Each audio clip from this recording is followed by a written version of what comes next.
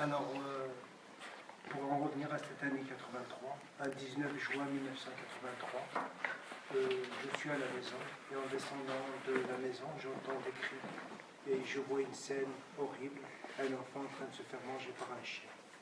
Alors, j'ai pas réfléchi, j'ai porté assistance, j'ai fait que ça. C'est surprenant d'ailleurs encore aujourd'hui, il m'arrive de penser, mais pourquoi on m'a tiré dessus alors que je portais qu'assistance à cet enfant. En portant assistance à cet enfant, surprenant d'ailleurs, j'ai une relation avec les animaux assez particulière, je reviendrai là-dessus. Et ce chien, vous savez, c'était à cette époque, la police prenait beaucoup les chiens bergers allemands. Et ce chien, alors j'ai tout fait pour essayer de le retirer de cet enfant, et il ne m'attaquait pas. J'ai trouvé ça surprenant.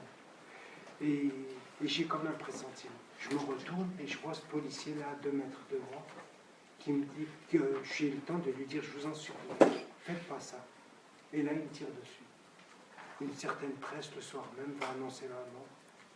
Je vais subir 9 heures de microchirurgie et je m'en sors. Pour certains, ils diront, bon. Et puis, je m'en sors. Et ce qui va se passer tout de suite, c'est ça, des fois, des paradoxes qui sont pour le moins surprenants. C'est dans la douleur, dans la souffrance qu'on se réalise parfois. Et que, au lieu de ramener ça à ma personne, j'ai préféré peut-être en faire de cette injustice quelque chose qui soit pour le collectif, c'est-à-dire que ça puisse désactiver ce cycle de la violence, parce que c'était une violence absolument infernale. Et les amis qui vont être le noyau dur des marcheurs viennent me rendre visite à l'hôpital. Et à mon réveil, alors je leur dis tout simplement, on va marcher, on va faire une marche à travers la France. Et là, la première chose, pour le moins surprenante, je vais les déconcerter. Et je crois que c'est quelque chose de tout à fait normal. Quand on subit de la violence, on a envie de réagir avec violence. Et j'étais en droit d'être en colère, d'être en violence, avoir même de la haine. Mais je crois qu'à mon avis, j'ai envie de le dire encore aujourd'hui, il ne faut pas s'habiter de haine. Parce que la haine, elle déconstruit. Elle te fait plus de mal qu'à celui à qui tu veux toucher.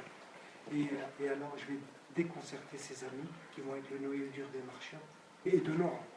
Et on a commencé à marcher. On est sorti de ce quartier.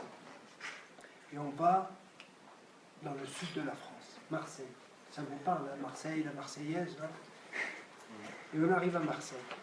Vous m'arrêtez hein, si je parle trop.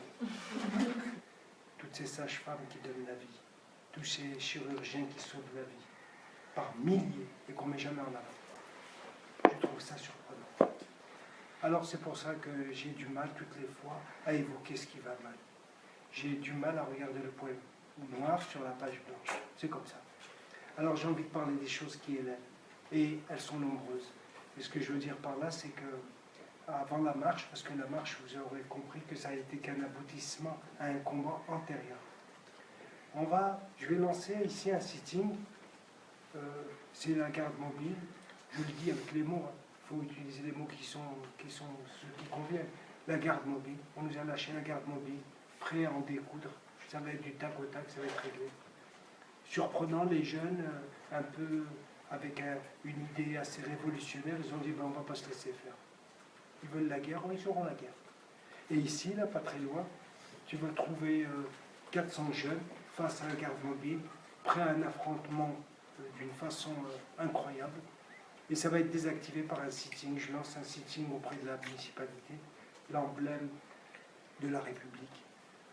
Et ça va les déconcerter tout de suite. Et je crois qu'à mon avis, moi je vous le dis avec mes mots à moi, c'est pour ça que j'ai envie de directement établir avec vous un rapport assez clair, c'est-à-dire je pourrais vous parler en crypté, je sais faire aussi, mais j'ai envie de vous parler en clair. Je crois qu'on joue une partie d'échecs et on peut la gagner. Et contre qui? Eh ben, contre une forme de société qui nous convient pas.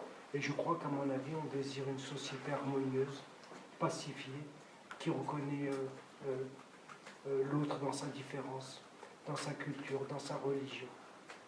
J'évoque la question, pas très souvent de la religion, parce que c'est pas mathématique, elle me déborde, elle me dépasse, mais vous imaginez, il y a 33 ans, la question religieuse, il y avait autant de curés que de moines, que de juifs, que de bouddhistes, que de musulmans, et on n'a jamais eu à évoquer cette question-là, je vous le jure.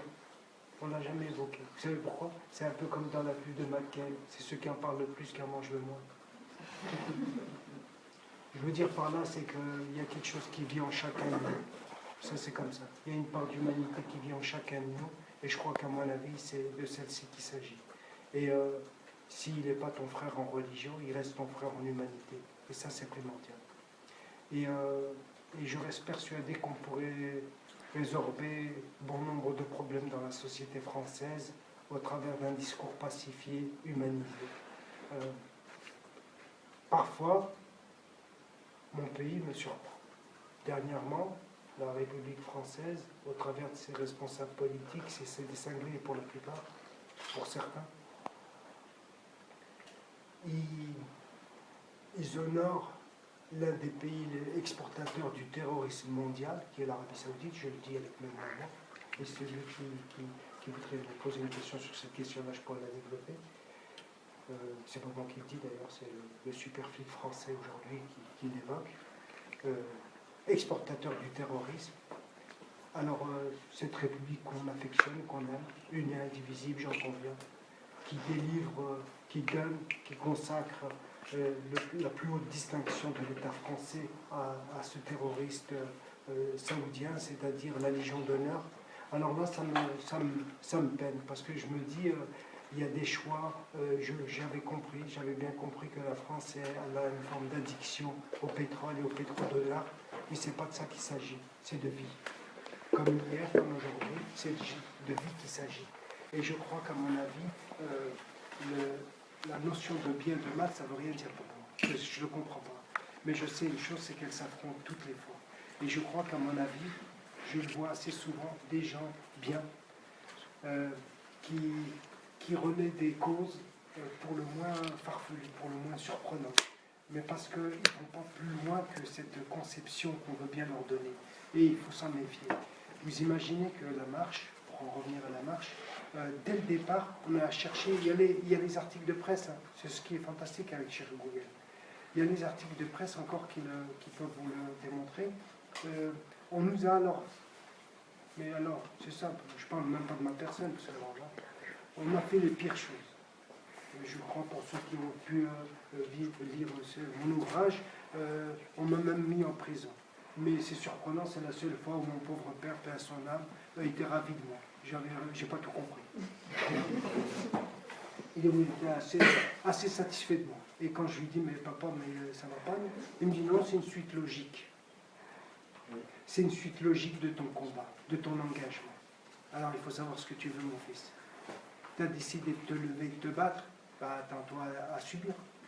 Et en réalité, c'est de ça qu'il s'agit. Si on n'a pas des raisons pour lesquelles même mourir, on n'a pas tout compris de ce qui se passe réellement. Les enjeux, ils sont considérables. Et alors on part à 12, on arrive à Paris, les pieds sur le bitume, dans les étoiles, pour 100 000 personnes. Des cadres, des ouvriers, des agriculteurs, des femmes et des hommes. En parlant des femmes et des hommes, de cette forme de parité qui n'est toujours pas respectée ici sur le territoire national, la parité, c'est une forme d'exclusion, c'est une forme de discrimination. Hein. Alors, vous imaginez, pendant la marche, il y avait autant de filles que de garçons. On ne dit pas assez souvent. Alors aujourd'hui, on évoque la question du retranchement, on évoque la question de la communautarisation, on évoque la question de ci, de ça. Ça ne veut rien dire pour moi. Je ne comprends pas ce que ça veut dire. Du moins, je ne veux pas le comprendre, ça ne m'intéresse pas. Il y a des individus à part entière et qui évoluent dans une société et qui, à mon avis, ont fait des choix. Et ces choix-là, ils ont des conséquences. Et ces conséquences, on les voit depuis 30 ans, par exemple. J'ai, en 2013, pour la commémoration de la marche pour les hommes, et je m'en arrêterai là si vous voulez.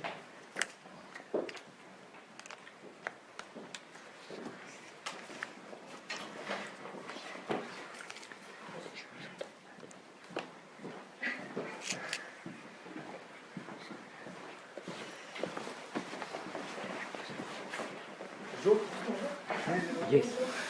Regarde sur la coupe. Regarde sur le Alors,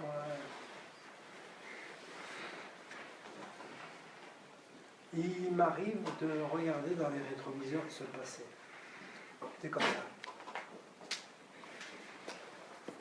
et je peux quantifier le chemin parcouru.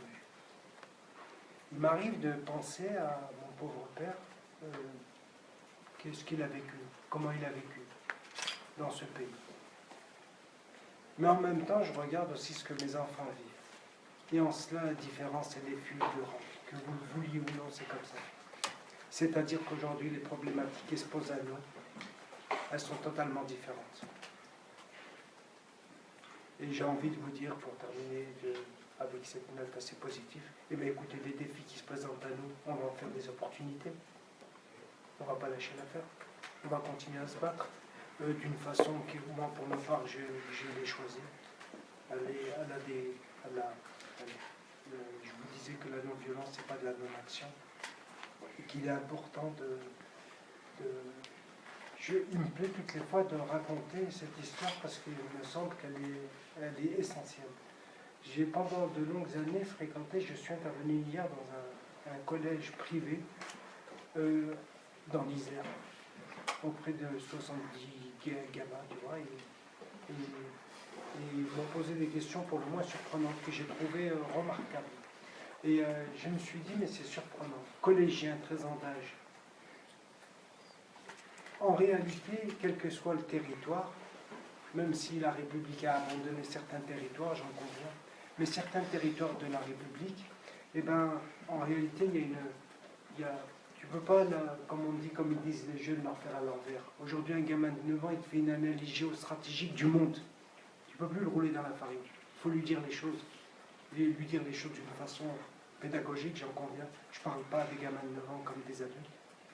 Je ne dis pas, j'ai plusieurs grilles de lecture d'un même sujet, parce qu'on ne peut pas parler de la même façon à tout le monde, et qu'il y a des situations qui sont des conséquences. Et il faut faire attention aux mots, parce que les mots, ils ont des conséquences. Alors, si vous voulez bien, on peut passer, si vous avez des questions éventuellement, animer le débat de cette façon-là. Je ne sais pas ce que vous en pensez. Si en effet, on peut poser des questions. Enfin, on a déjà une, on s'en poserait une ensuite. Quel genre de questions les enfants vous posez dans ce lycée? Même des questions d'ordre factuel, mais assez intéressantes. Parce que je crois qu'à mon avis, je me suis amusé hier, par exemple, à leur dire, il se peut que parmi vous, dans cette classe, il y a le futur président de la République. C'est comme ça. Et qu'en réalité, si c'est bien sur votre vocation. Et je veux dire par là, je faisais allusion à cette idée de rêve qui anime chacun d'entre nous. Il ne faut jamais lâcher l'affaire. Il faut aller au bout de ses rêves. Il faut avoir l'envie de construire. Et ça, c'est primordial. Moi, la question que je souhaiterais te poser, Toumi, je pense que c'est aussi une énigme que je pense que nous tous on se pose et qu'on arrive à résoudre en lisant le livre. C'est le vrai commencement de la marche, le vrai point de départ. Parce que souvent, quand on veut se renseigner de manière rapide, ou que ce soit sur les médias ou sur les encyclopédies en ligne, on va trouver comme élément perturbateur dans cette histoire l'événement où il y a eu le clash, l'altercation avec les policiers, mais on ne nous parle pas vraiment de ce vrai détail en fait. Et je souhaiterais savoir c'est le vrai début de cette marche en fait, de cette longue histoire en fait, qui allait commencer, de cette page qui allait s'écrire en fait. Je crois qu'à mon avis, c'est un combat depuis le début, je vais le dire avec le mot à moi, ce combat, c'est un combat depuis le début de l'humanité. Il y a des femmes et des hommes sur la terre qui se laisseront jamais faire. Je vais vous le dire avec des mots, c'est simple. Vous m'arrêtez si vous trouvez que j'exagère. Mais ils ne se laisseront jamais faire. Ils ne veulent pas d'injustice. Point là. Ils chopent de l'urticaire. Ils tombent malades. Ils n'aiment pas ça. Alors je crois que tu as des femmes et des hommes animés par ça. Ils ne veulent pas de ça. Point à la ligne. Ça. Dernièrement, pour la commémoration, je ne sais pas si vous avez suivi, en 2013, le ministre a voulu me rencontrer. Je lui ai dit non. Je ne veux pas. Ça a fait un scandale. Mais c'est surprenant. Quand je regarde la chose de plus près, j'ai eu vraiment quatre personnes qui ont été choquées de mon attitude. Et des milliers de messages à travers la planète de félicitations et de Je vous laisse imaginer. Bon. Ce que je veux dire par là, de réchauffer, tout ça, non merci. Ça ne m'intéresse pas. Le politique, on ne veut pas qu'il parle, on veut qu'il agisse. Point à la ligne. Stop. J'avais bien compris, par exemple, c'est surprenant, en 83, on a pensé que peut-être que si cette France de la diversité, le terme diversité, vous en mettez ce que vous voulez, hein. Je ne l'ai pas bien défini. Cette France de la diversité, si elle intègre les postes politiques, peut-être que ça va changer la donne, ça va changer l'équation. En réalité, pas du tout. Ou pas assez. Je vais vous dire pourquoi. Parce qu'il ne s'agit pas seulement d'engagement politique, il s'agit de courage politique. Et un homme, quand il perd son intégrité, quand il perd son audace, quand il perd sa liberté, ça ne veut plus rien dire. Ça ne sert à rien. Excusez-moi, je fais des paraboles fort étranges, j'en conviens. Je pense à Blondine, qui, le lion se couche près d'elle. Hein, je ne sais pas si ça vous dit ça. C'est un petit peu cette histoire. Il faut du courage. Il faut aller au bout de ses convictions, au bout de sa foi. Et ça, c'est primordial. Alors, la marche, je crois que les détracteurs, il y en aura toujours, mais ce n'est pas le marché qui est important, c'est le chemin parcouru. Alors, il y a quelque chose qui encore aujourd'hui me fait chaud au cœur. C'est des courbes. La courbe des crimes racistes et sécuritaires. Après la marche, elle va s'infléchir. Incroyable mais vrai. Je crois que dans toutes les cultures, dans toutes les civilisations, dans toutes les religions, on dit qu'il sauve un homme, sauve l'humanité entière. Si la marche a servi qu'à ça, c'est le jackpot. C'est très bien. Et je crois qu'à mon avis, c'est ce qu'il faut se dire. C'est hier, pour rebondir sur votre question, un des gamins m'a dit, mais monsieur, comment marcher, ça peut diminuer, atténuer cette forme de racisme? Alors, je lui ai donné deux exemples. Un exemple général et un exemple vraiment personnel. Parce que je tiens toutes les fois à le préciser, parce que c'est peut-être une question de nature aussi. L'exemple général, je crois qu'à mon avis, il faut toujours le dire, c'est qu'on est dans un état de droit, dans un pays où il y a un cadre, des règles, des lois, et que le racisme, ce n'est pas une opinion, c'est un délit. Point à la vie. Tu discrimines quelqu'un, c'est la justice qui doit s'en charger. Ce n'est pas tous les jours le cas. Alors il faut faire activer cette forme de justice. Et à ce titre, la marche, les gens ne le savent pas encore. Mais vous imaginez ce qu'elle a permis à des associations à réactiver la loi sur les crimes racistes, à se porter partie civile. Ça, on ne le dit pas assez, mais en réalité, c'est